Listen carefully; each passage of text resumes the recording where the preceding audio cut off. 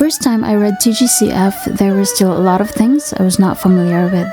I felt like a child learning to read because there were still a lot of terms that I did not quite understand.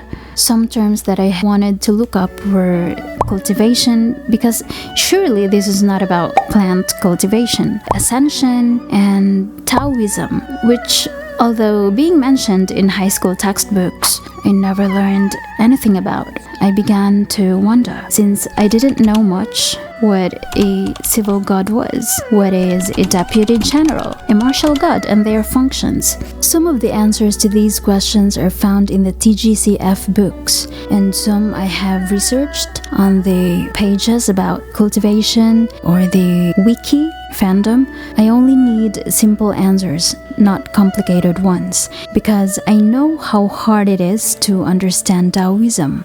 And I know that the concept of cultivation is based on Taoism, and this topic stems from a very deep understanding of nature and is also culturally complex. There was this one teacher who ran a YouTube channel and discussed about Taoism. So from the word Tao, that means way or path. So in that discussion, there was a line where he said, "The goal of the human life is to live according to or live in harmony with the Tao." And in simplest way of explaining, he said, in a way, the Tao is everything, but at the same time, it is nothing in particular. It's something that cannot be understood or grasped, but at the same time, is the very essence of everything that we experience. It is a natural way which flows and unfolds. So here, I'm gonna read Cultivators. This is from the TGCF book.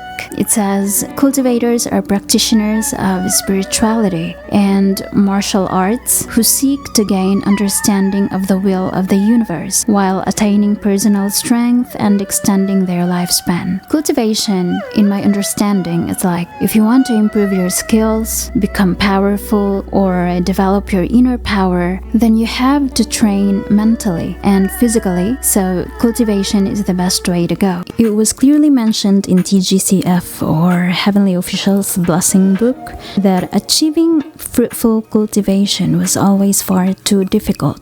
It required talent, training, and luck. It was often a long road of 100 years for a god to be born. It says cultivation is a long process marked by stages. There are traditionally 9 stages, but this is often simplified in fiction.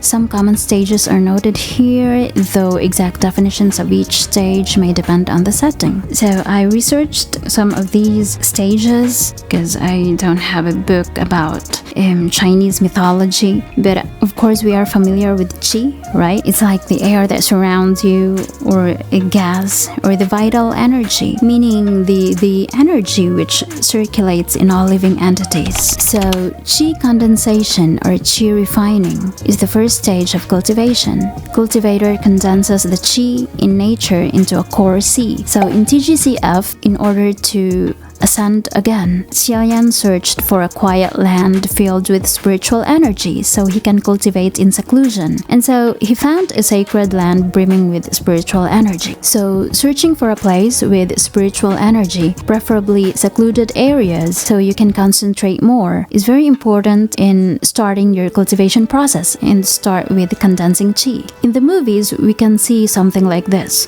A person sitting down, closing eyes and meditating, absorbing energy. This is only my surface level understanding of a cultivation practice, like purifying or maybe stabilizing something within you. I do not know if I'm understanding it right, but that's just how I see it. There are still lots of methods of cultivation, but I do not know how to discuss them. I am only touching the things that my brain can manage. The problem is I do not have someone to talk to at home to share these things with, and I would be very glad if someone can enlighten me about these things which I was not very familiar with, and for me, very difficult to understand. So the second stage is the foundation establishment. And here, the spiritual energy that is within you now should be scattered through your entire body and act as a purifier, or to refine you so your body becomes becomes more suited for cultivation. So to think about it, this is actually like really the first stage of you as a cultivator, because here you are preparing your body to be suited for cultivation. So this is the foundation establishment. And then the third stage is the core formation, or the golden core. So it is like a cultivator system where you store your qi. I think so. So here in this part of your body where you will store all the vital energy that you have absorbed. And then the next stage is the nascent soul. I do not understand this one, honestly. Like, I think I still need to read a lot of Chinese cultivation novels to see examples of these. It's hard to explain. Even the explanations from fandoms are hard to grasp. I truly do not understand this stage. Sometimes I make a reason. And English being my second language, if I make it as a reason not to understand this one, well, it's actually not the reason. Like, I'm just really dumb in understanding this one. It's really difficult to understand. Now, I just need someone to explain this to me because I don't understand when I'm reading it on my own. Like, how? What? What do you mean? Okay? What do you mean by this? What is a nascent soul? So I'll proceed to deity transformation. From what I've read and understood, since one of the goals of cultivation is to achieve longevity of life in other stories or attain immortality, here in deity transformation stage, you now increase your lifespan. And that is according to this page. Like, you will increase like around 2,000 to 5,000 years. But the TGCF book says that the exact lifespan of immortals differs from story to story, and in some they only live for 300 or 400 years. And then the Great Ascension stage. So I'll focus on this word, ascension. In TGCF, it says here, in typical Xiang tales, gods are conceived naturally and born divine. Immortals cannot attain godhood, but can achieve great longevity. In Heaven Official's blessing, however, both gods and immortals were born mortal, and either cultivated deeply or committed great deeds, and attained godhood after transcending the heavenly tribulation. Their bodies shed the troubles of a mortal form and are removed from the corporeal world. So it says here, it's either you have cultivated deeply or committed great deeds, which Tiān did both.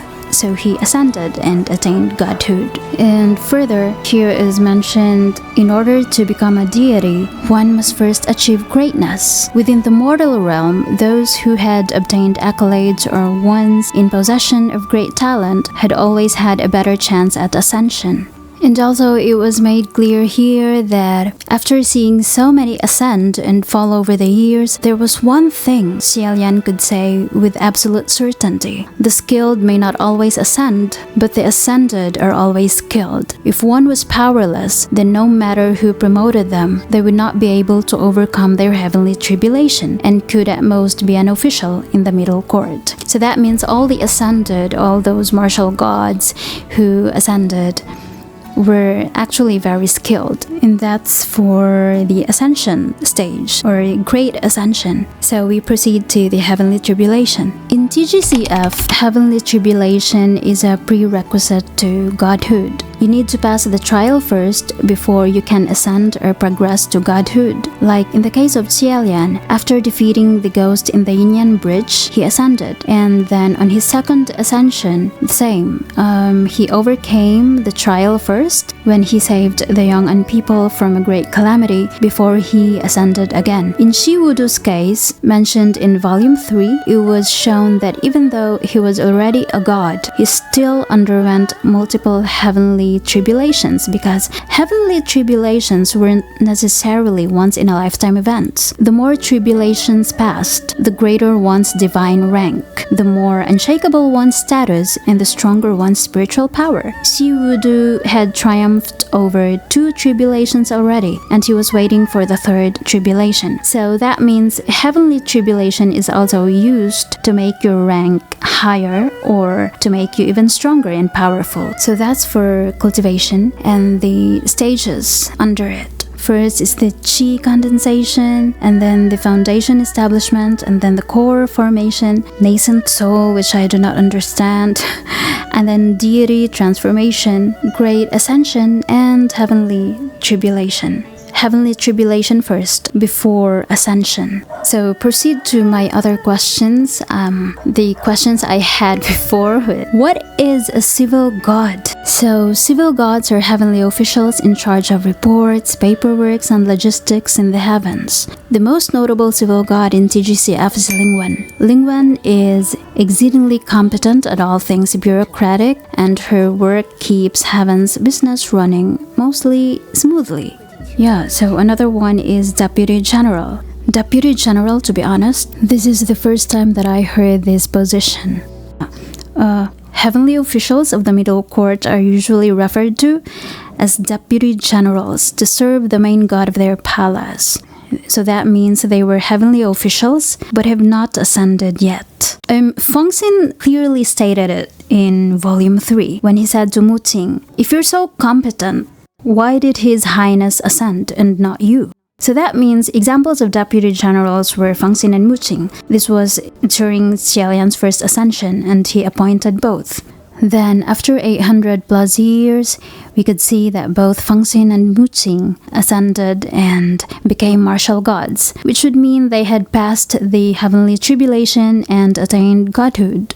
And for the martial gods, I'll just read this one because the information here is the same in Volume 2. You can also read some of the bits in Volume 2, and it says here, the martial gods are heavenly officials who ascended through their military might and or cultivation height.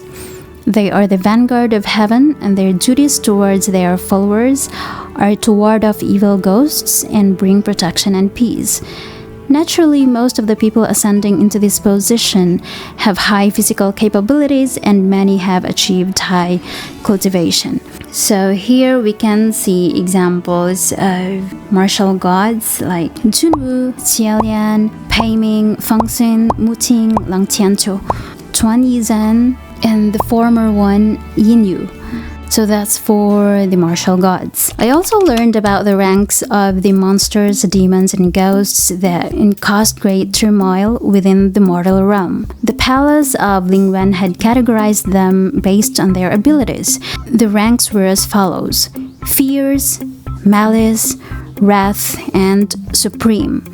So that's from the weakest to the strongest, the lowest to highest rank. A fierce murdered one or could only do single targets. A malice could murder a sect, and a wrath could slaughter an entire city. Examples are Chirong and Tuanji. As for the most fearsome supremes, once they were born into this world, they were destined to bring ruin to nations and people and complete disorder everywhere. Examples are Crimson Rain Salt Flower, Blackwater, and White No Face. But Crimson Rain Salt Flower and Blackwater are sane, so they're good. The only insane one here is White No Face. What's funny is that the Binus that we see in Season 1, I thought they were in the ranks, but nah. These creatures aren't even deserving to be ranked fierce. They are actually lower than a fierce, but they are just too annoying, especially when they attack in massive numbers. The spirit child that we heard in Mount Yujun, the one singing, that's considered as fierce. He can attack single targets. So these were the basic things that I really wanted to know when I started reading TGCF. I started reading the manhwa about 2 or 3 years ago. Then I bought the first book after that, but I did not read it until I started watching the Donghua last year. I was not satisfied, so I bought the sequel books, and here I am now, in this rabbit hole. Thank you so much for watching.